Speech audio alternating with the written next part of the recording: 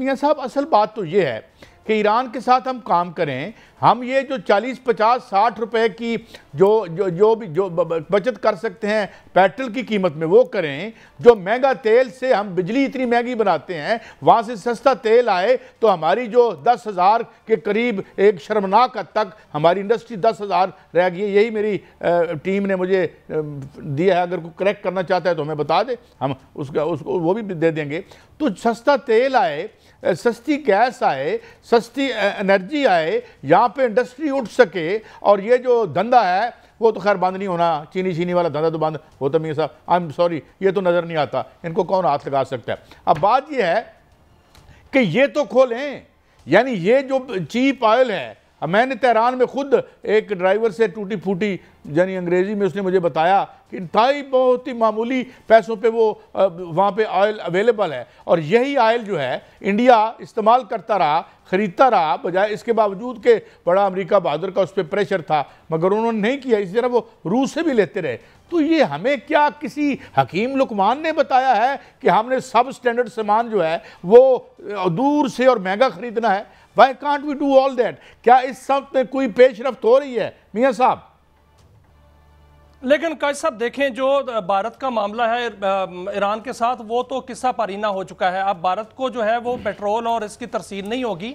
पाकिस्तान जो किरदार अदा कर रहा है वो बहुत बड़ा किरदार है, क्योंकि उसमें सफारतकारी का जो अंसर है और पाकिस्तान की कामयाब सफारतकारी से जो ईरान के साथ और जो अमेरिका के साथ मामला जो है वो दुरुस्त हो रहे हैं। इसमें जो ईरानी तेल है वो पाकिस्तान के अंदर अगर आता है तो इस्लामाबाद के अंदर ईरानी जो पेट्रोल है वो 100 रुपये पर लीटर जो है वो फरोख्त होगा। यह इतना जो है वो सस्ता है। और जब ये बाकायदा तिजारत होगी तो ये 100 रुपये से भी कम होकर 40 रुपये तक आ जाएगा। ये बहुत बड़ी कामयाबी होगी। और पाकिस्तान जो है वो रिफाइनरी पाकिस्तान के अंदर लगेगी और यहाँ से चौबहार के जरिए, सी पैक के जरिए जो है वो तेल की तरसील दूसरे मुल्कों में भी होगी। लेकिन जहाँ तक तेल की ताल्लुक है तो काजी साहब, मैंने आज बहुत डाटा जो है वो इकट्ठा किया है कि पाकिस्तान के अंदर जो तेल की पोटेंशियल है वो बहुत ज़्यादा है। कल उस दिन हमने खबर दी थी कि पाकिस्तान में कहाँ कहाँ पर तेल और गैस के ज़खायर हैं। आज मैंने जो है वो डाटा देखा है तो पाकिस्तान के अंदर 2 ऑफशोर जो है समंदर के अंदर वो तेल के और गैस के बहुत बड़े ज़खीरे जो है पाए जा रहे हैं। और इस वक्त लाइन लगी हुई है इंटरनेशनल कंपनियों की जो ऑयल जो है एक्सप्लोर करती हैं। 40 दरखास्तें जो है वो पाकिस्तान के पास आ चुकी हैं जो समंदर के अंदर जो है तेल तलाश करेंगी। जिसमें एक्सॉन मोबाइल जो है वो भी कंपनी है जो कि दुनिया की बहुत बड़ी कंपनी है। इसके अलावा 31 दरखास्तें जो हैं वो आ चुकी हैं जो ऑन शोर यानी कि ज़मीन के ऊपर जो है वो तेल और गैस जो है वो तलाश करेगी। पाकिस्तान डिसाइड करेगा कि इनमें कौन सी कंपनियां जिनको अलाउ करना है। मियां साहब, मेरा एक ज़मीनी सवाल है, सॉरी, उसमें जो है वो फैसला किया जाएगा। तो काजी साहब, जो मेरे पास जो फिगर आए हैं उसमें यह बताया गया है कि पाकिस्तान के अंदर जो समंदर है, समंदर के अंदर इस वक्त तेल का जो पोटेंशियल है वो बहुत ज़्यादा है। और उसमें बताया गया है कि पाकिस्तान में तेल का जो समंदर के अंदर पोटेंशियल है वो 20 अरब बैरल तेल और 434,000 अरब गैस के ज़खायर जो हैं वो इस वक्त उसका अंदाज़ा लगाया गया है। जिसमें कैकड़ा 1, आपको याद होगा कि एक्सॉन मोबाइल पहले भी आई थी, उन्होंने कैकड़ा 1 में 4000 मीटर डीप ड्रिलिंग की थी। और अब जो है एक्सॉन मोबाइल उसी ब्लॉक में दोबारा ड्रिलिंग जो है वो करना चाहती है, क्योंकि वहां से एक अंदाजे के मुताबिक एशिया का सबसे बड़ा ज़खीरा जो है वहां पाया जाता है। मेरा सवाल और है, कोस्टल पट्टी, मेरा सवाल और आपसे, ये तो बड़ी अच्छी बात है, ये तो प्रूवन है, यहाँ की कई माहिर कह चुके।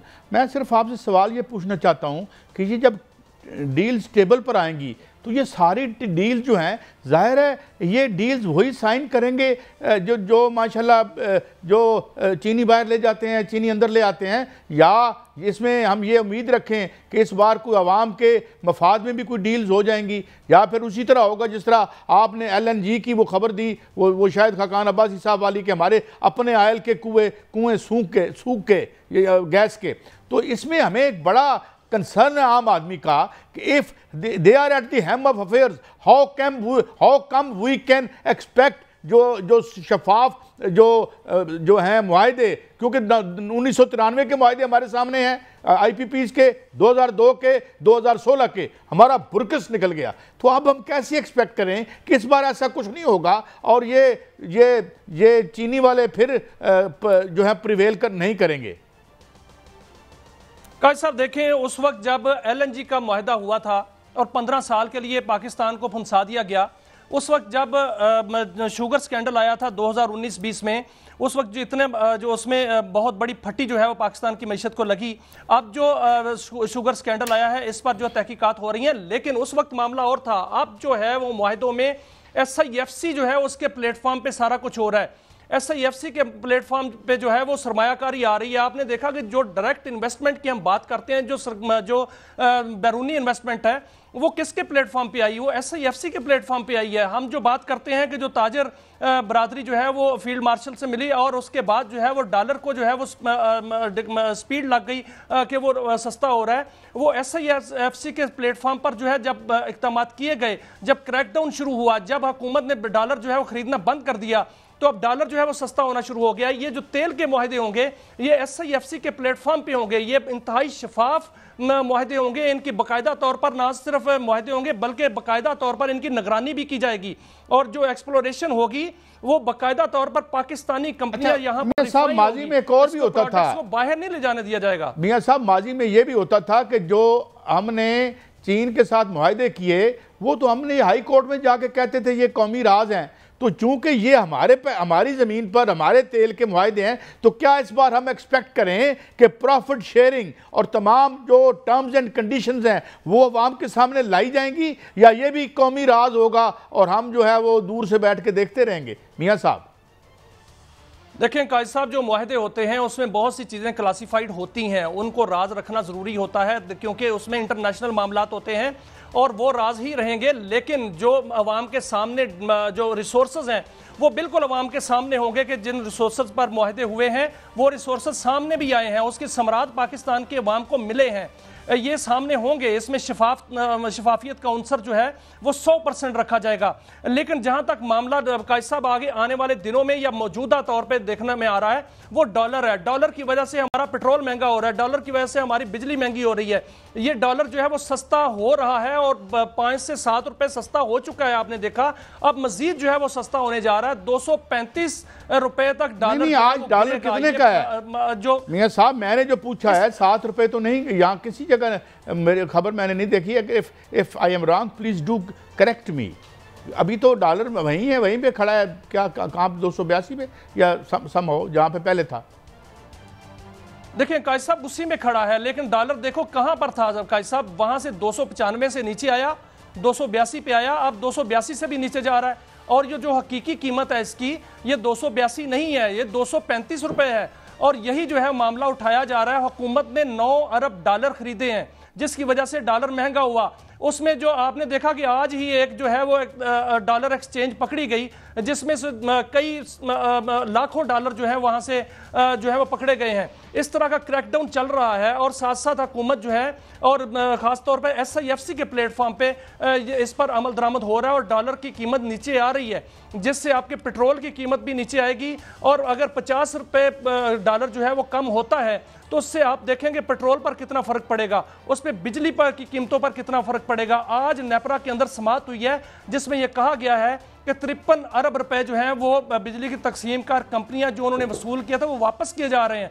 1 रुपये 80 पैसे फी यूनिट बिजली की कीमत अगले 3 या 4 माह के लिए कम होने जा रही है। 65 पैसे फी यूनिट बिजली महाना फ्यूल एडजस्टमेंट साहब लोग तो बिल बुला रहे हैं। वो जो 7 रुपए का जो रिलीफ दिया था वो 8 रुपए में होने जा रहा है। काजी साहब मैं आपको बताऊंगा, अभी मुझे भेजा है किसी हमारे स्टाफ मेंबर ने, कोई पता नहीं कितने 600 कितने उन्होंने यूनिट इस्तेमाल की, 600 प्लस 687 का 40,000 रुपये बिल आया है।